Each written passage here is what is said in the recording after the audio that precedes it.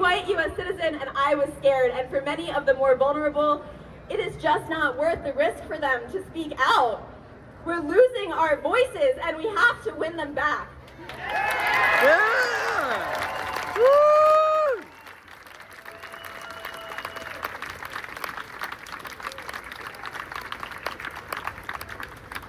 And I know we know that pollution of air and water is dangerous for brain development.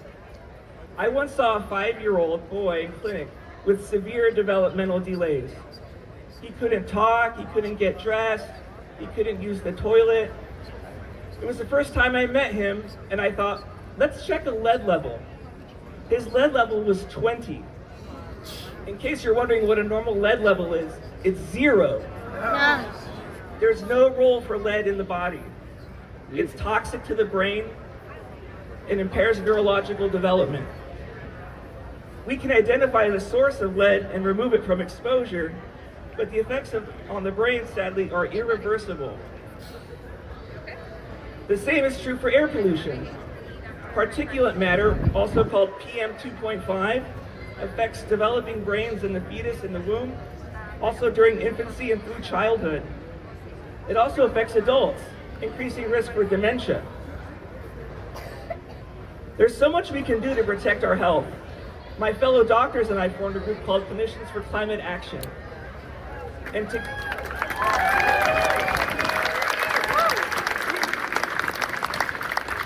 together, what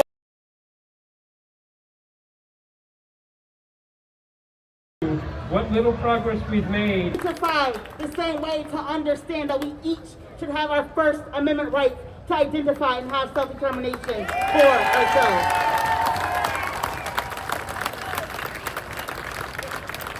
When we talk about these institutions being under attack, when we talk about free speech being under attack, when we talk about our ability to be able to be in dialogue under attack, we must understand that in order for us to resist, we must come together.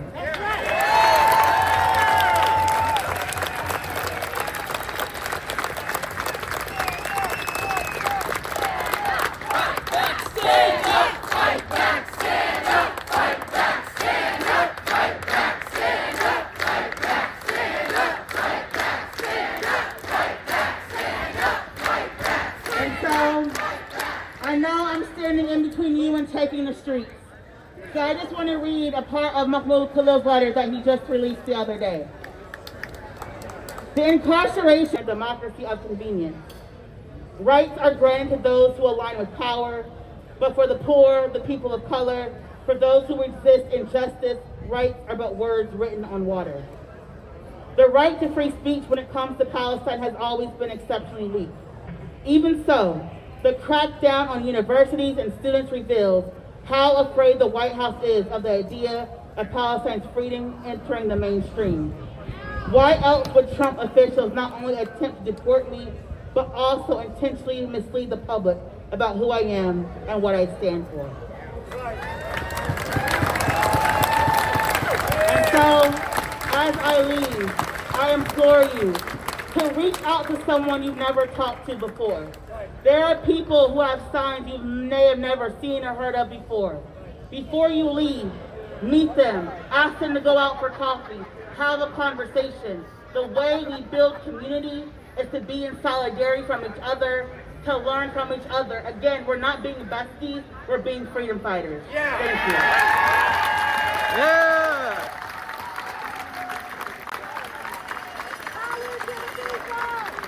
Thank you so much, Mira. Fossil fuel companies accountable and make sure that they are reducing their pollution so that we can breathe.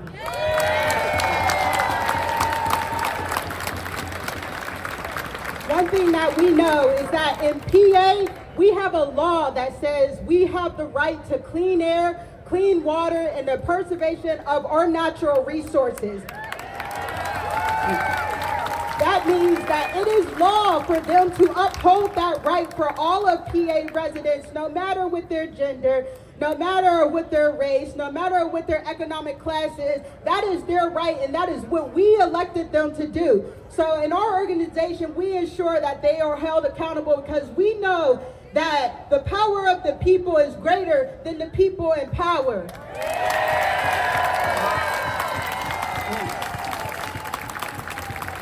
So for those that may not know, we live in an area that is in the highest 2% rate of cancer rates for industrial pollution. We have childhood asthma rates that are 3 times the national average and 2 times the state average.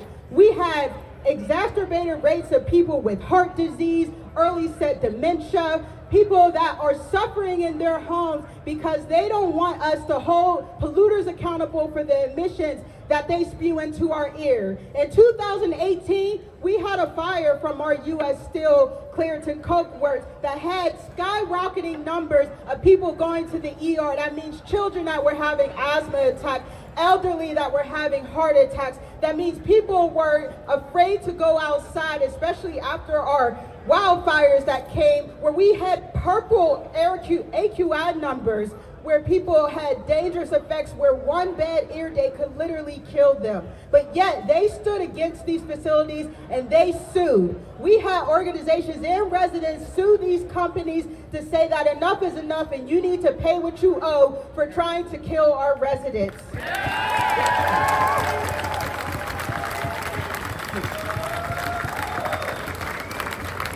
We found in January, when they were trying to cut funding, where they were trying to depower EPA, that not only were they trying to take away a lot of our rights, but they were trying to depower us. They were trying to take our right to fight back away, because when our counties wasn't listening, when our elected officials weren't listening, we went up to the EPA. And when the EPA wasn't listening, we got our lawyers together and we continued to fight back until somebody did something about the pollution rates that we had in our communities, and we won our settlements.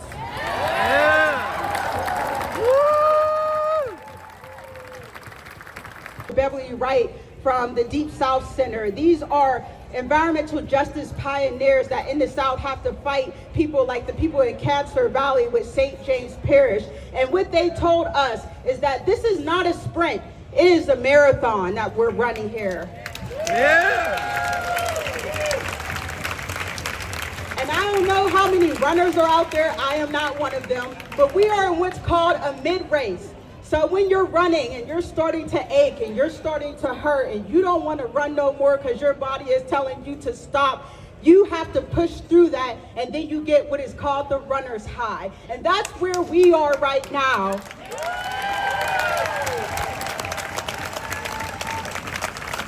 But this is not just for us to push through to get that high. This is for us to get to the next generation. This is for us to get to passing the baton to our generation that deserves this clean air, that deserves to have a healthy life, that deserves to live beyond a couple of years because they have asthma rates that could kill them. This is for us to keep going and fighting for a healthier future than what we had. So I want to recommend that all of us to run through that mid-race, run through the pain, and ensure that we are passing the baton on to one of these younger leaders so that they can continue running on and make sure that we have a healthier future.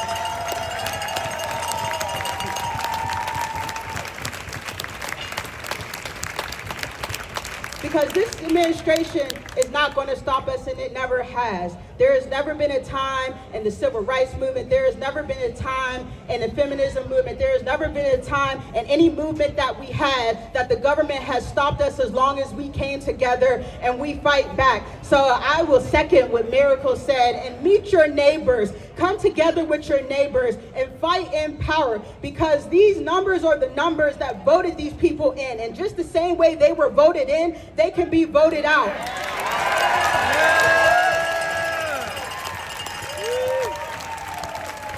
So let's take to the streets, let's make sure our voice is heard, and let's fight for the climate that we deserve to breathe, live, and solidarity with. I implore you all to continue to fight for the environment, because if we don't, they won't. And I know that if you are here today, that means that you care. So get with the people that you care with and fight back. Thank you, everybody.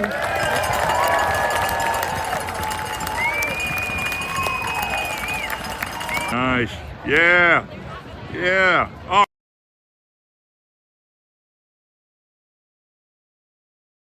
Beautiful. All right.